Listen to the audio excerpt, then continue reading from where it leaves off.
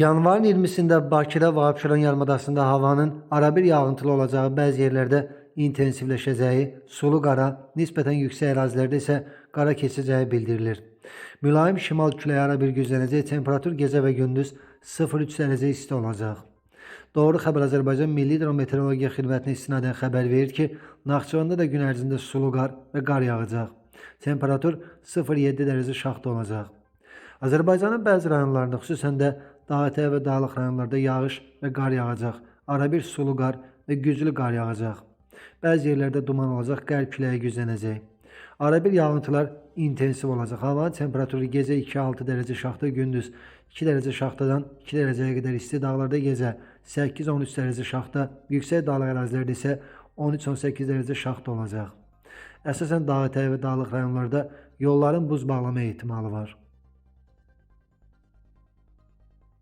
Nəsrəddin Tusi adına Şamaxı Astrofizika Rəsədxanası əhaliyə təcili xəbərdarlıq edir. Xəbərdarlıqda deyilir: Yanvarın 19-dan 25-nə qədər şiddətli geomaqnit qasırğası gözlənilir. Bildirilib ki, proqnoz günlərində C sinif alışmanın baş verməsi ehtimalı 99%, M, L1, L2 sinif alışmanın baş verməsi ehtimalı 65%, X, L3 sinif alışmanın baş verməsi ehtimalı isə 20% təşkil edir.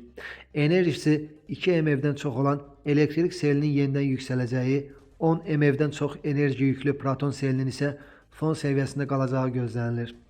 Günəş küləyinin sürətinin müsbət qütbü taz zəli axınlarının və gözlənilən TK-nın təsiri ilə yüksələcəyi proqnozlaşdırılır.